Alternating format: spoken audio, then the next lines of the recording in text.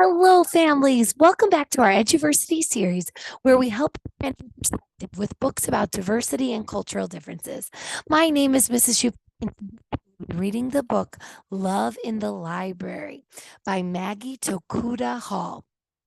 This book helped open my heart and mind by showing me the way that books can make us feel so much better, even when we are suffering through horrible injustices like the characters in this book.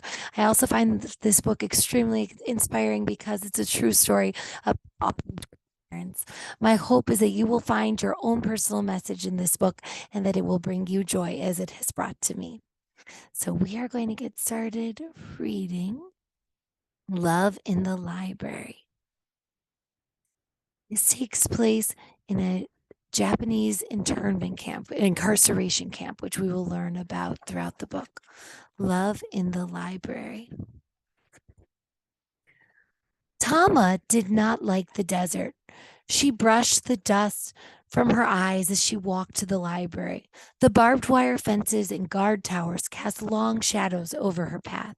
She always did her best not to look at the guards.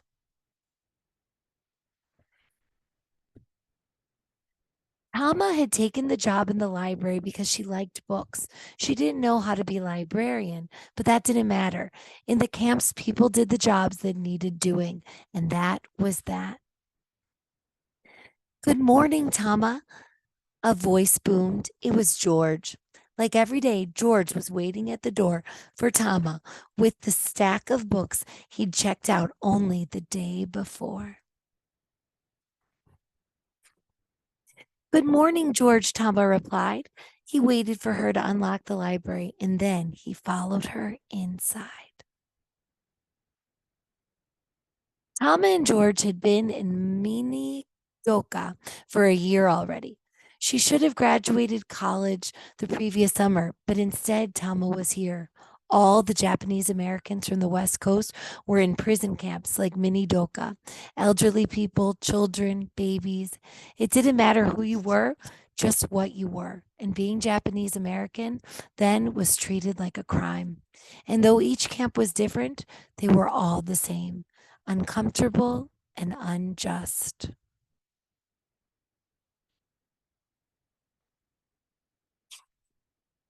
In the summer, it was brutally hot. In the winter, it was brutally cold. Rain in the fall and spring left mud around the latrines they all needed to use.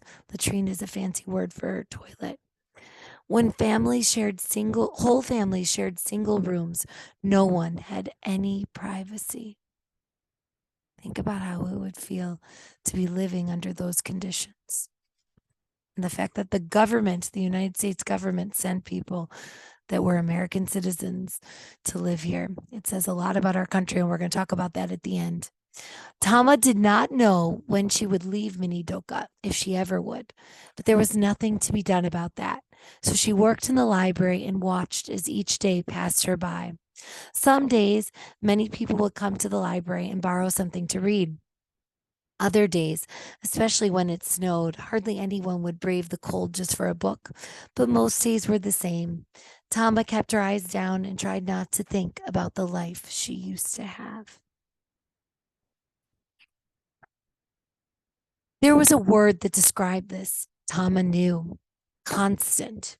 Constant questions, constant worries, constant fear. I think that's a cognate too. But then there was also George. George and his big smile were constant. Like in Spanish, constante. And the books were in company, which was nice. Tama loved books. Caught in their pages were worlds bustling with color and light, love and fairness. That's exactly how I feel about books. Pressed between their covers were words that planted seeds in the garden of Tama's mind. How magical that even in Minidoka, such a small little library, could fit so much inside of four walls. Think about when you felt like that reading a book. Tama kept a word for that too, nestled close to her heart. Miraculous, she whispered. What was that? Asked George. His voice was so big it barely fit in the library. Tama blushed. Then she held up her finger to remind him of the rules. They were in a library, after all. George just went on grinning at her.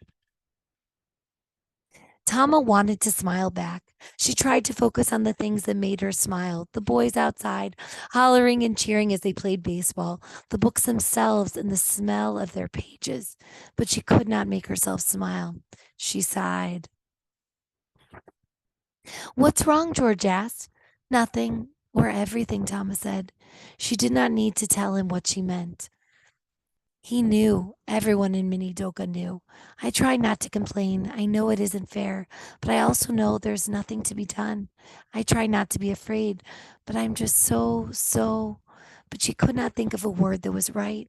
She was scared and sad and confused and frustrated and lonely and hopeful. Maybe there was no word that fit. Maybe for the first time in her life, there was no single word she could hold in her heart to help her understand.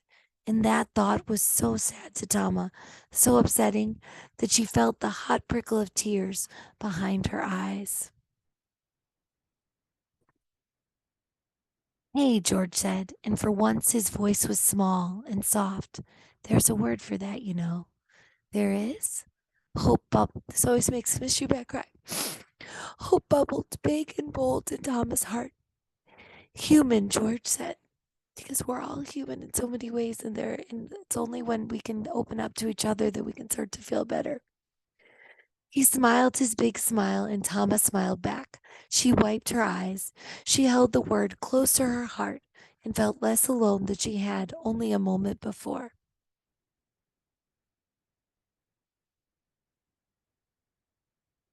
You can't possibly be reading all of those books you check out, she said. No, he replied. Do you see how long they are? I'm only human, you know. So then why come every day? She laughed. But George was not laughing. And then for the first time, she saw him, really saw George, and saw what he held close to his heart. It was her, Tama. They were married. Tama and George, and their first son was born in Minidoka. They hoped for the best. Their love for the family they made was constant, even if the injustice in their family was created within, even if the injustice their family was created within was constant too.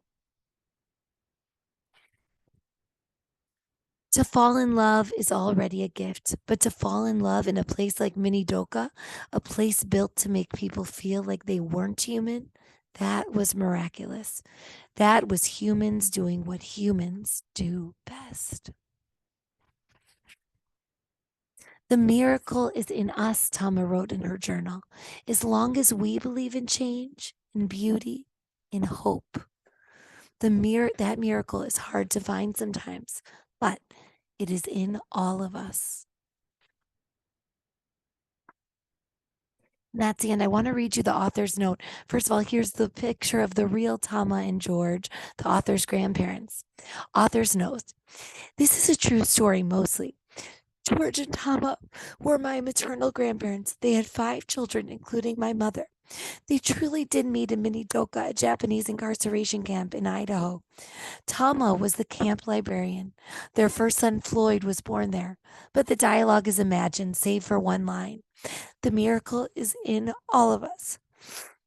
Those are Tama's exact words taken from her journal.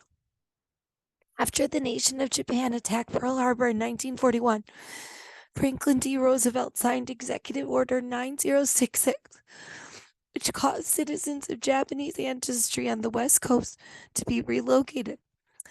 This was tidy language used to obfuscate the truth that American citizens were to be wrongfully imprisoned for the crime of being Japanese.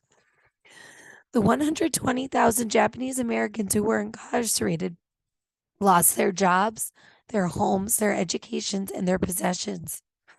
They had to go on short notice to relocation centers and then incarceration camps with only what they could carry. Family heirlooms, cherished belongings, pets, so much was left behind by necessity. They might need food, tools, clothes. They didn't know. They weren't told. And so they left their lives behind. robbed of their rights and their dignity. The Americans who found themselves in squalor and destitution made the best of their lives that they could in the camps. And that to me is the great wonder of this story, that even under those circumstances, that terrible injustice, Tama and George found love. This is not to say that it was worth it. Their improbable joy does not excuse virulent racism, nor does it minimize the pain, the trauma, and the deaths that resulted from it. But it is to situate it into the deeply American tradition of racism. As much as I would hope this would be a story of a distant past, it is not. It's very much a story of America here and now. The racism that put my grandparents into Minidoka is the same hate that keeps children in cages on our border. It's the myth of white supremacy that brought slavery to our past and allows the police to murder Black people in our present. It's the same fear that brings Muslim bans. It's the same contempt that creates voter suppression, medical apartheid, and food deserts. The same cruelty that carved reservations out of stolen sovereign land, that paved the Trail of Tears. Hate is not a virus, it is an American tradition. And yet so many of us find improbable joy. Our capacious hearts find the love that our nation has denied us, just as Tama and George did in the face of all that hate. Though it is always easier to destroy than it is to build, reminding myself of stories like Tama and George's reminds me to hope, to let my heart seek out the beauty and the peace the marginalized miraculously create for themselves, to let myself imagine a future where that love is not improbable but easy, to force myself to fight for that future. Because if we can fall in love, if we can find our joy, if we can find that miracle, despite all of these truths, what else can we do? So, as you can tell, Mr. Very emotional when I read that book. Two things about that book make me think of Encanto. I don't know if it made you think that. The miracle is in all of us makes me think of the miracle is you. And what else can we do is like, what else can I do? So I want you to think about how this book relates to Encanto and think about the stories and the lessons and how they're similar and how they're different. I also want you to think about something in your family. It makes me think about my family, who was, some of them were victims of the Holocaust in Europe, and they were sent to incarceration camps and death camps. Concentration camps and death camps. I have a great uncle whose wife and daughter were killed because the wife didn't want to leave her daughter. So I want you to think about how you carry the stories of your ancestors. I carry those stories with me, and I try to think about what I can do to stop the injustices that I see every single day in our society. I want you to think about what you can do to speak out about the injustices that you see now.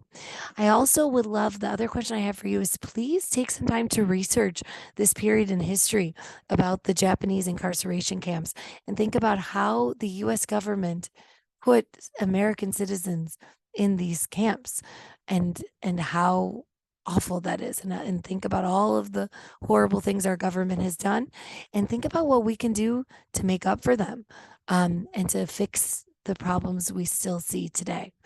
You guys are my hope. You're my inspiration in the darkness that still exists in our world.